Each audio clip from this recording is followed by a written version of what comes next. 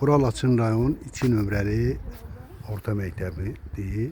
Bax, məktəbin arxasında Laçın dağı, təpəsi. O da bizə tərəf olan təpə. Oradan görürsünüz bizim kəndə gedən yol, yəni Laçın şimal istiqamətdə gedən yol. Burada köhnə bazarın yanı görünür, köhnə Maarif İdarəsi.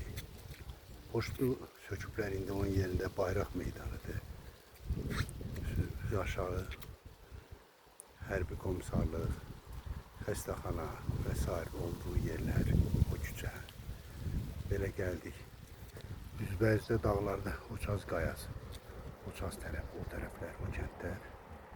Belə keçdik və bu tərəfə keçdik. Laçının cənub hissəsi, aşağı hissəsi. Həkəri çayına tərəf. Və gəldik bu tərəfə. Biraz da gəldik belə yuxarıya. Abidənin olduğu yer görürsünüz, abidə orada. Və belə üzü Qubadlı tərəf. O tərəfdə duman görünən yerlər. O duman yerlər oralar Ermənistandır. Belə gəldik. Üzü bu tərəfə. Və gəldik bax belə. Bura bizim Laçın şəhərimiz. Laçın şəhərimiz. Hava biraz tutkundu ama güzel hava var, temiz hava var. Bak bu da bizim Laçınımız.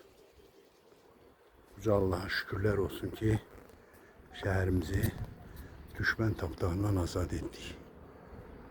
Allah Teala şehitlerimize rahmet eylesin.